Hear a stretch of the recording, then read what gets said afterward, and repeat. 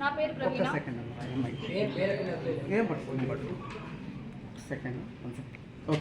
నా పేరు ప్రవీణ. నేను BBS and H third professional year యూనివర్సిటీలో చదువుతున్నాను, శ్రీ వెంకటేశ్వర వెటర్నరీ యూనివర్సిటీలో. మేము ఈ స్ట్రైక్ అసలు ఎందుకు చేస్తున్నామంటే, గత 10 సంవత్సరాలుగా మాకు స్టైపెండ్ అనేది 7,000 మాత్రమే ఉంది, అంటే 233 రోజుకి. పొలిటీషియన్స్ మారుతున్నారు, గవర్నమెంట్లు మారుతున్నాయి, కానీ మా స్టైపెండ్ మాత్రం మారట్లేదు.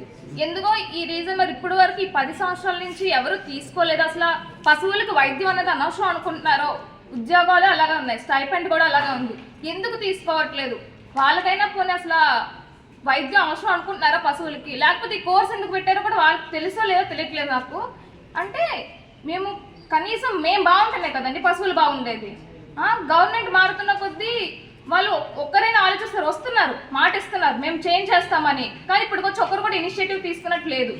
కనీసం ఈ గవర్నమెంట్ మారింది, ఈ గవర్నమెంట్ అయినా మమ్మల్ని దృష్టిలోకి తీసుకొని కొంచెం స్టైపెండ్ ఇంక్రీజ్ చేస్తుంది. అదర్ రాష్ట్రాలతో పోలిస్తే చాలా తక్కువ, అంటే చాలా తక్కువ.